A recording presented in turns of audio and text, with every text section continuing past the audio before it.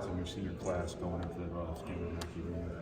Well, obviously, you know, the position they've put themselves into in terms of trying to be undefeated at home, having the best record, you know, in the Big Ten, you know, as a class, you know, have the best record as a Purdue class. I mean, they put themselves in such a, you know, a great position, and so you want to do everything that you can to, you know, to help them, you know, finish on a, you know, a positive note. But obviously, it's going to be hard, you know, going against Wisconsin, and they're always a tough cover. But you know, just proud of it. It's what it's all about. Like, there's a lot of adversity there, and be able to fight through, but a lot more success than failure, and they've all sacrificed in their own way, you know, to help us win a lot of games. Everybody's going to obviously talk about Zach and Lance and Ethan, but just the job Carson and Chase have done for a program. Right. Well, they've both improved. Like, they're not just people that, you know, get into practice and help us in practice. They've worked on their game and they've gotten better. You know, their improvements hasn't gotten them on the floor. Their improvements has really helped, you know, enhance our team just because how competitive they've been. When they're the scout team, you know, they lead, you know, our scout team, and they have the ball in their hands a lot. But you know, both of those guys have done great things for our program. Zach's meant so much to this program, but I think that he's a people person, and I see him out there hours after the game, signing autographs and stuff like that. And just how rare is it to get a superstar that's willing to do the media, the fanfare stuff that doesn't ever tell anybody no, it seems like. Yeah, no, it's great. You know, you're just, you know, it's hard because, like, no matter what you do, I always say this about, you know, coaching, like, no matter what you do, somebody's upset. You know what I mean? Like, when people start to really pick at you how you win, and you're 27-3, like, it's like, Jiminy, like, get a hobby.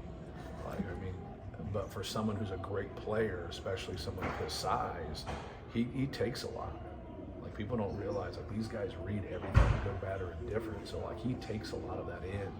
It's like other night when they yelled that at the, you know, national anthem. I was like, man, we just got 4 or 5 points right there. Like, we just got better because that fires him up, like, that gets him going. But I think he just appreciates, you know, the Purdue people for their support. He appreciates, you know, how he's been treated. I think, you know, for the most part, nothing's ever 100%, but for the most part, I think, you know, Purdue people have been, you know, been great to him, and he just wants to show them that, you know, he respects that, he appreciates that, and stays out there and signs for as long as he has to. I know he's got more out of him than he probably ever imagined, but he's earned everything that he received, right? Yes, he has. Like, you know, for everything that he's done, if you look at his numbers and his success, you know, just, you know, it's like Bill Robinson, Shaquille O'Neal, Ralph Sampson, Bill Walton, just some of the accomplishments that he's had. He's in that air, which is crazy, right? There's some big time players there, but no, he's worked very hard. He's gotten better every year. I think that's something that, you know, you want, and you want to be able to say that you have individuals in your program that get better every year, because that's what it's about. It's about developing and improving. How do you help your players manage the emotional aspect of a senior day and still compete and play within, like, a, you know, don't have it before the game. It's the dumbest thing in the world. People do that. Like, don't let people get their emotions raised, good, bad, or indifferent, before the game. Just treat it like any other game. Then after it's over with, treat it like senior night. You know, so, like, I think that's important for us to just kind of keep that in perspective. They did that before you know, when I first got here, and I was like, man, like, why let that emotion get into play right there? Because everybody's going to have that. Everybody's going to feel like, oh man, it's my last game. Like, don't talk about it at all. Talk about Wisconsin. Talk about winning. Talk about doing the same things, because you stay, you know, within your habits that way. You stay within your routine, and now afterwards you can reflect on it when it's over. I think that's the best way to go about it. How hard is recruiting in season? You know, you've been in high school games recently, and you know, so how hard is it to balance? And then, you know, has it gotten harder recently? Yeah, no, I've always went out. I like watching them during the season. We don't have a big class the next year, so I didn't go out as much. The year before, I went out a lot. But I like to go out and see things for myself. I don't like being on the phone. I'm not a big phone guy, and But I think anybody can walk into a gym and see 100 kids play. But when you travel and you go places just to see one person, I think that really resonates with young people that, you know, hey man, like, you know, he really wants me and the head coach wants me and things of that nature. So that's what I always try to do. But there is a balance to it. You can get pretty tired. Like everybody's pretty tired at this point in the season. Every coach is tired out there. But if you don't keep the perspective of your future, man, you're not going to like it. A little different now with the landscape because some people are not recruiting at all. They're just waiting for the portal. And I'm on the other end of that spectrum. So I want to keep doing what we've been doing unless something, you know, ends up changing. I mean, you always got to be able to adapt and adjust to what's best for your program. At this point of the season, how do you guys get better from now to the start of the tournament? You just try to clean up, you know, some of your mistakes. We made mistakes the other night. Like we had sloppy traps at times, and we had good traps. You know, our attention to detail on some of our wall ups and some of our vertical jumps wasn't very good. We smacked down at the end, and then you know, you don't think it's a foul during the game. Then you see it, and you see, you know, why they called it. And so like, yeah, today was.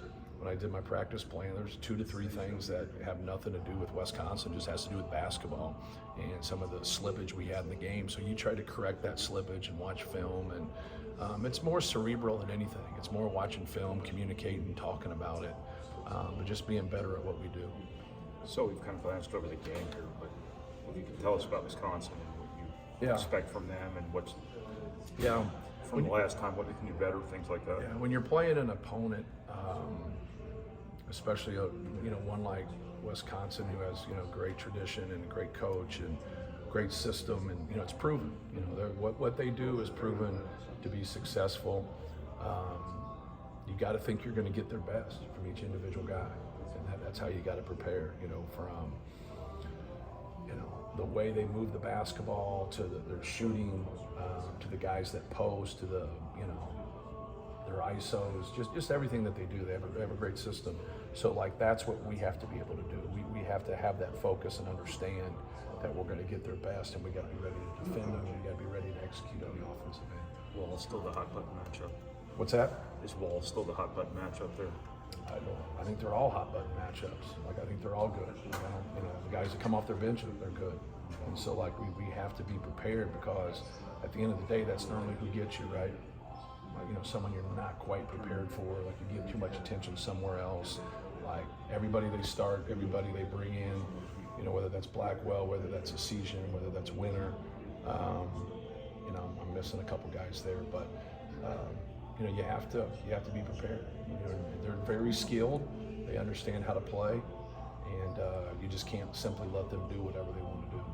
Well, Zach developed as a defender where last year I think he would give up an open layup if he had 2 fouls. This year I think teams try to challenge him in those situations, but he's going to be aggressive and make you take a tough shot. So. Right. Yeah. It's both avenues make sense, because like, you know, that third foul versus 2 points, I'd rather them have 2 points, you know, and keep him in the game, and but also being smart. Like other night we went back with him, you know, for that last possession, and just, you know, had to tell him like, hey, if you miss a shot, like don't go over somebody's back for a rebound. Like don't get that third one here. Like be smart about it. Don't worry about it. It's not that important. Yeah, you just got to have the discipline. I thought he had great discipline of staying down the other night.